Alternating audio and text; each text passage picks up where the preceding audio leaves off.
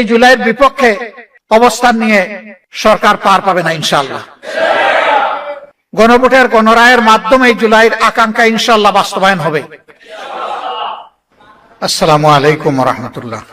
একজন বক্তা এখানে বলেছিলেন যে সিদ্ধান্ত কোথা থেকে হয়, কে কথা বলে, কার পক্ষে কথা বলে, এগুলো তো কিছুই আমরা বুঝতে পারছি না।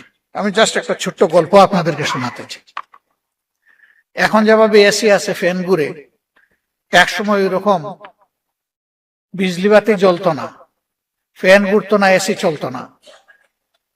সেই সময়টা ছিল দড়ি টানা, মাথার উপরে লাল এবং সবুজ রঙের কাপড় দিয়ে এক ধরনের পাখা তৈরি করে বিভিন্ন অফিসে টানা হতো। তো এক বিচারক তিনি একটা হত্যা মামলার রায় দিতে গিয়ে বললেন, আসামির বিরুদ্ধে সন্দেহাতীত ভাবে মামলা প্রমাণিত হয়, তাকে মৃত্যুদণ্ড দেওয়া হলো। তখন তো আসামি পক্ষের মুখ কালো হয়ে আসছে। একটু সময় পরেই মাথা নেড়ে বললেন, আসামির বিরুদ্ধে সন্দেহাতীত ভাবে কোনো প্রমাণ পাওয়া যায়নি বলে তাকে মুক্তি দেওয়া হলো।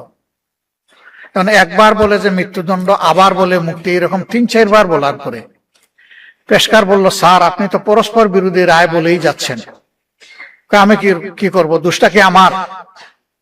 সব সময় দেখি হয় লালটা নাচে, না হয় সবুজটা নাচে, আজকে দুইটা নাচে কেন? তার মানে ওই পিছন থেকে যে রশি দিয়ে টানাটানি করতেছে, ওখানে রশি পেশ খেয়ে গেছে। এই জন্য লাল এবং সবুজ দুইটাই কিন্তু নাড়াছাড়া হচ্ছে। তো আমাদের দেশে বিশেষ করে পার্লামেন্টে যাদের নাড়াছাড়া দেখেন, প্রশ্ন আসে কে দড়ি টানে? সেই দড়িটা কোথা থেকে টান দেওয়া হয়? জাতি বুঝে। আপনারা বুঝেন না? আজকে আলোচনায় এখানে এসেছে যে ওই ঘড়ির নাটাইটা কোথায়,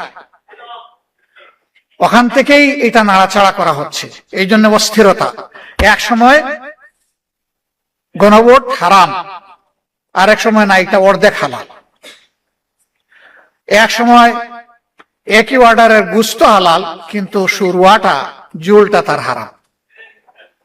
আমরা এটা পার্লামেন্টেও বলেছি। হ্যাঁ, আপনারা দেখেছেন আমাদের কণ্ঠ দমিয়ে দেওয়ার চেষ্টা করা হয়েছে, আমরাও সমানতালে চালিয়েছি আলহামদুলিল্লাহ। সুযোগ পাই না পাই আমরা কণ্ঠ বন্ধ করিনি, কারণ জনগণ আমাদেরকে তো তাদের অধিকারের পক্ষে কথা বলতে সেখানে পাঠিয়েছে। মুখ বন্ধ করে, আমাকে বিশেষ করে মুখ বন্ধ করে সুপার গ্লু দিয়ে ওখানে বসার জন্য জনগণ আমাকে পাঠায়নি। জনগণ আমাকে পাঠায়নি যে আমার ছবিটা সংসদ টিভি এবং বিটিভিতে উঠবে আর সারা দুনিয়া দেখবে। জনগণ পাঠিয়েছে আমি কি বলি সেটা জনগণ শুনতে চায়।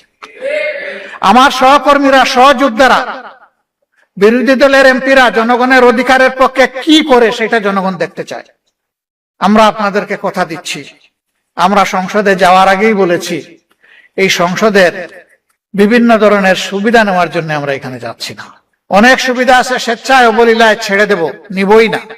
যেটা না নিয়ে পারবো না সেইটা নেব, বাধ্য হবো যেটাতে। অবৈধ কোনো দিকে আমাদের চোখ এবং হাত যাবে না। আমরা এখনো আলহামদুলিল্লাহ এটার উপরে আছি। কিন্তু এই ২৪-এর গণবিপ্লব, গণ অভ্যুত্থান যেটাই বলেন, এখানে শুধু শিক্ষিত ছাত্ররা আর আমাদের মতো রাজনীতিবিদরা এই আন্দোলন করে নাই, জীবন দেয় নাই। আপনাদের দুয়ে মাবুদের মেহেরবানি ১৪০০-র মধ্যে মিনিমাম ১২০০ শহীদের বাড়িতে আমার ব্যক্তিগতভাবে যাওয়ার সুযোগ হয়েছে। আমি সজ্ঞানে সাক্ষ্য দিচ্ছি, এবং আমাদের ১২ ভলিউমের এই শহীদদের স্মৃতিচারণ বই হয়তো অনেকের কাছে আছে, হয়তো নাই। আমাদের ওয়েবসাইটে সব কিছু আছে, মৌলিক ৩টা ভাষাই আছে। যারা চাইবেন তারা সেখানে যেতে পারেন। যারা দুনিয়া থেকে বিদায় নিয়েছে শহীদ হয়ে, তাদের ৬২ ভাগ শ্রমিক। তারা কি কোটার বৈষম্যের বিরুদ্ধে নেমেছিল? কোটার বৈষম্যের বিরুদ্ধে নেমেছিল আমাদের যুব সমাজ, ছাত্র সমাজ। তারা নেমেছিল ফ্যাসিবাদের বিরুদ্ধে। তারা নেমেছিল একটা পরিবর্তনের আকাঙ্ক্ষা নিয়ে। তারা গুণে ধরা রাজনীতির হাত বদলের জন্য জীবন দিতে রাস্তায় নামে নাই। আমরা সংসদে দাঁড়িয়ে বলেছি, আজকে সংসদ নেতা বিরোধী দলীয় নেতা, সংসদের চিফ হুইপ বিরোধী দলীয় চিফ হুইপ, সমস্ত মন্ত্রীবর্গ, সংসদ সদস্যবৃন্দ, আজকে জুলাইয়ের প্রোডাক্ট আমরা। জুলাই নাই, আমরাও নাই। জুলাই আছে, আমরা আছি। জুলাই আছে, সরকার আছে। জুলাই আছে, বিরোধী দল আছে। জুলাই নাই, কিছুই নাই। এই জুলাইয়ের বিপক্ষে অবস্থান নিয়ে সরকার পার পাবে না ইনশাআল্লাহ। গণভোটের গণরায়ের মাধ্যমে এই জুলাইয়ের আকাঙ্ক্ষা ইনশাআল্লাহ বাস্তবায়ন হবে। এর জন্য আবার জীবন দিতে হয়, দিব ইনশাআল্লাহ। কালকে এই জায়গায় দাঁড়িয়ে জুলাই শহীদ পরিবার এবং যোদ্ধাদের সাথে আমাদের একটা বৈঠক ছিল। সেখানে আমার প্রিয় সহকর্মী সংসদে বিরোধী দলীয় চিফ হুইপ বলেছে, আগামীর আন্দোলনের সাথে নয়, সামনে থাকবো আমরা ইনশাআল্লাহ। সে এই সারির দিকে ইঙ্গিত করে বলেছিল আমাদেরকে সামনে পাবেন। আমিও কথা দিচ্ছি, সামনে পাবেন ইনশাআল্লাহ।